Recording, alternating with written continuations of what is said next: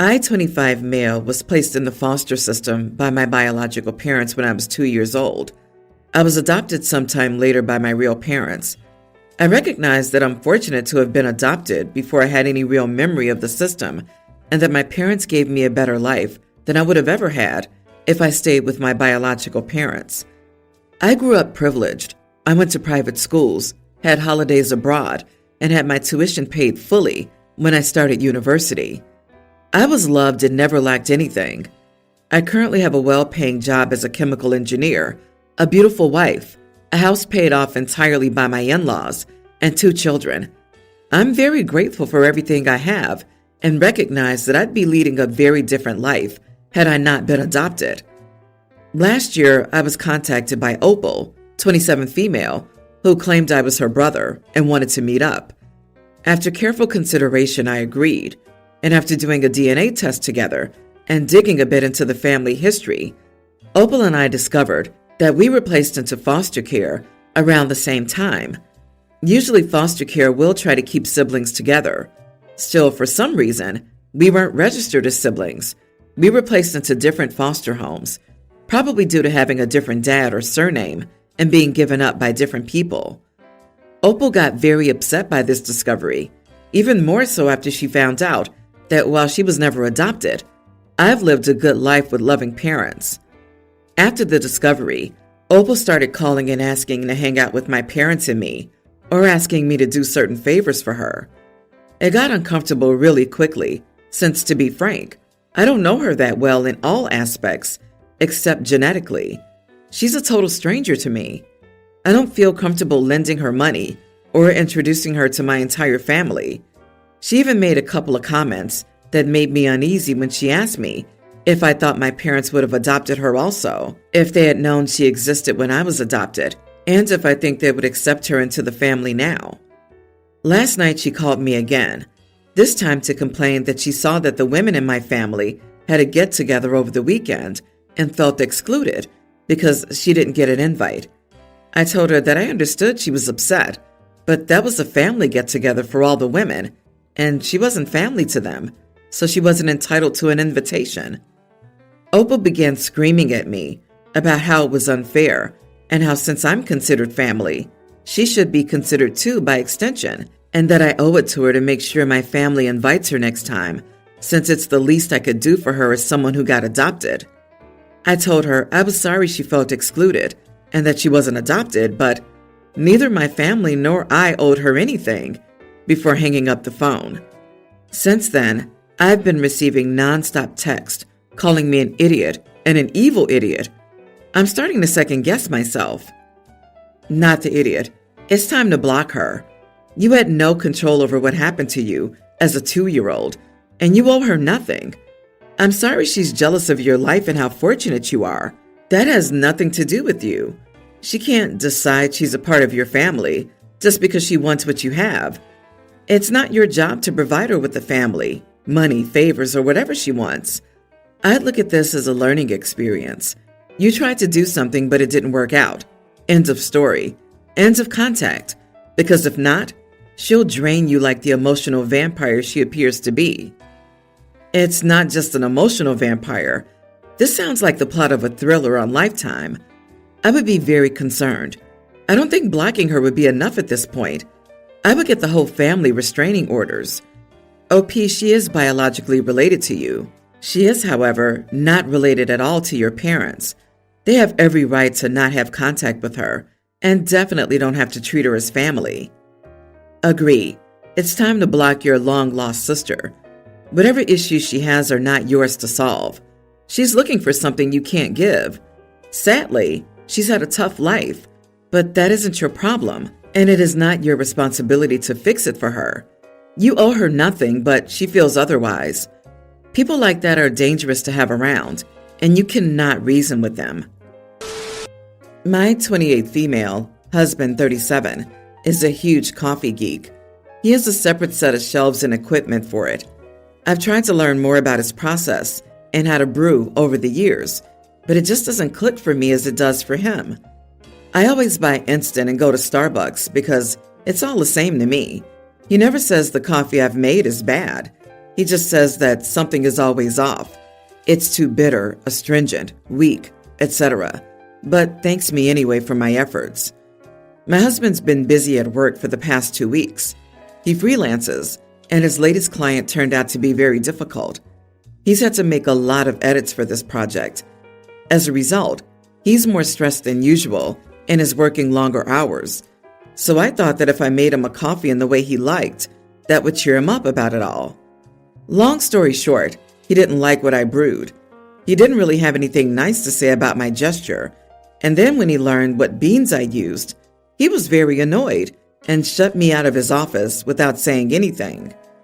He had 2 containers of beans on the shelf. I used the container which was small and finished it. I didn't realize it was a rare coffee that was processed in a unique way. It cost more than triple the other bag, which was mainly full and double the size. I thought that using up the beans in the smaller container made more sense, so he could buy himself another bag from the long list of beans he wanted. He only has 2 bags at a time, so he can appreciate them a lot more, whatever that means. He's upset with me because I didn't ask permission, and he could have told me which bag to use if I was going to try to make him a coffee. I'm upset with him for his reaction. No thanks and shutting me out of his office? I think the whole permission thing is so gross to me, and I shouldn't have to ask whether I can use something in our home. Am I the idiot? I don't understand why you chose a time when he was already stressed out to attempt something you've never mastered and used up your partner's, yes, it's his, even though you both live there, special ingredients in the process. I'm going to say everyone's the idiot here because he shouldn't take it out on you, but I think he's right to be annoyed. And again, he's already stressed. You should have picked a more crowd-pleasing gesture. It also seems like OP is trivializing her husband's hobby. My wife is into wine, and I'd never open one of her good bottles without her permission.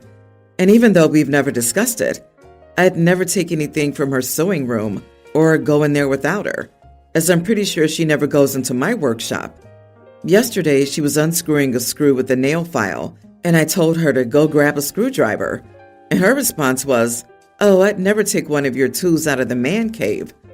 I can manage." She did somehow get that screw out with the nail file too. LOL. Yeah, I got that impression too. Just calling him a coffee geek feels very, oh, you and your silly hobbies. You are the idiot. I get you tried to help, but you know he's stressed as heck. You know you don't know how to do his coffee things how he likes. You messed up and used the fancy stuff and did it wrong. Then you're angry he doesn't have the emotional energy to praise your effort. If you're going to do something to help him feel better, maybe focus less on how it makes you feel versus what he needs. You need to apologize and have a discussion about what boundaries should look like in your relationship and home. Update. Thanks for the advice, everyone. I apologized this morning over breakfast and offered to buy him a new bag of the coffee I used. I also asked for advice on a bag I can buy to practice making it for him. All is good in our household now. I, a nearly adult male, literally just had a birthday, March 1st. I had my birthday dinner that Saturday, which was on the 2nd. I was expecting my whole family to come, but instead my brother, 25, called to cancel to let me know that he couldn't come because his wife, 25, had a migraine. I was upset, but I expected it. This happens often whenever I have something special to me. I'll give examples. My 8th grade graduation, my brother had to miss it due to her being too tired from work. My 9th grade award ceremony, my brother had to miss it because she was sick with the flu or something. My 15th birthday party, I really don't remember the excuse. 10th grade award ceremony, my brother had to miss it because they had a wedding to go to. My 16th birthday party, my brother had to miss it because her sister was in the hospital. My 17th birthday party, my brother had to miss it because she had a migraine. I can't really fault her for this, I guess. Those are valid excuses. But it just sucks that they all happen around the time of my birthday, or like something I'd want my family to come to. I don't even mind if she doesn't come. I'd just like it if my brother came. I'm just happy that my other family comes and supports me, which I love. Wednesday, my brother came by, gave me some money and a birthday card, apologized for missing my birthday again, and asked me if he could take me out to eat to apologize again for missing my birthday party. I'm not gonna lie, if this was a one-time occurrence, I would have taken him up on the offer, just like I did the first and second times he missed my birthday. But this time I wasn't really feeling it, and I just told my brother that I appreciate his gift, but I was all right. He took it as well as I thought, but apparently he was hurt by my turning down the offer because my other brother, 21, and my dad came to me and asked me why I didn't want to go out with my brother this Saturday because he was hurt that I rejected his offer. I told them that he didn't seem hurt when I rejected it, but they told me that he was and felt really bad about missing my birthday. I told him that it's really not that big of a deal, and I'm not mad about it. I said he already got me something and I was happy. Cut to today. He called me again and asked if I was sure I didn't want to go out to eat today, and I told him I was sure. This time I could tell in his voice that he was actually sad about it. My dad told me he wants to eat with me tomorrow so he doesn't feel bad. I told him he does this every year, and I'm just used to it. I said I'd be surprised if he came to my graduation. My dad then told me that he felt like I was doing this to be petty and only trying to make my brother feel more guilty. My family's making me feel like I'm in the wrong for rejecting his offer, and I'm so confused. Not the idiot, because it seems really suspicious, like she doesn't want him there. The first time it stinks, but it's understandable. The second time is an unlikely coincidence. The third time it's a pattern. What did your family expect? Of course you'll get used to it and think nothing of it when it keeps happening. Some of those excuses seemed fine for him to still go. Next time, ask him if there's a backup plan if something happens to her again. Does your sister-in-law have any issue with you or anyone else in your family? She's clearly the issue, since all these issues just happen to hit whenever you have something important going on. You should rethink it and have a dinner with just you and him, so you can let him know you're tired of being second chair to his wife, throwing a wrench and stuff. From your examples, it's not your brother as much as his wife interjecting herself, and your brother willingly allowing her to do so. He has to prioritize your relationship instead of popping out excuses. You are the idiot. 8th grade graduation? This isn't a real thing. Get over it. Random high school award ceremony? Like what? Who expects their grown darn siblings with real-world stress and obligations, like their own family, to come to this nonsense? You sound entitled, OP.